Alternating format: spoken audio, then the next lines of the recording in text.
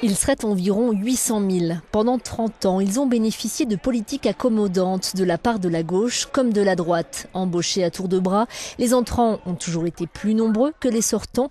Une politique qui remonte aux années 80. Et si les fonctionnaires ont largement contribué à creuser le déficit du pays, aujourd'hui, ils paient le prix fort des mesures d'austérité.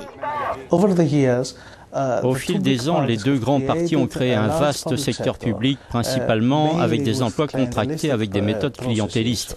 Et cela va être très difficile à changer, car cela nécessite une réorganisation totale de la façon dont les services sont gérés et la façon dont les choses sont faites dans le secteur public. Actuellement, les fonctionnaires représentent 20% de la population active et leur emploi est garanti à vie. Le plan prévoit de baisser leur salaire en moyenne de 20% et leur effectif aussi d'ici 2015. La première phase consistera en la création d'une réserve de main-d'œuvre, soit une mise au chômage technique de quelques 30 000 salariés.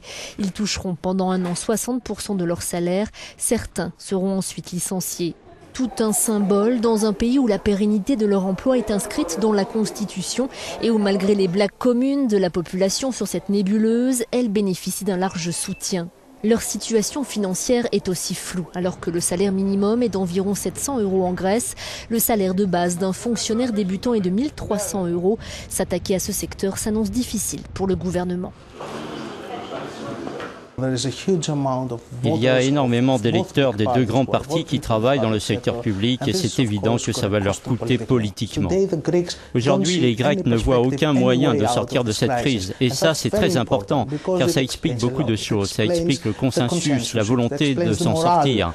C'est un travail dur pour n'importe quel gouvernement, mais je pense qu'il doit le mener à bien.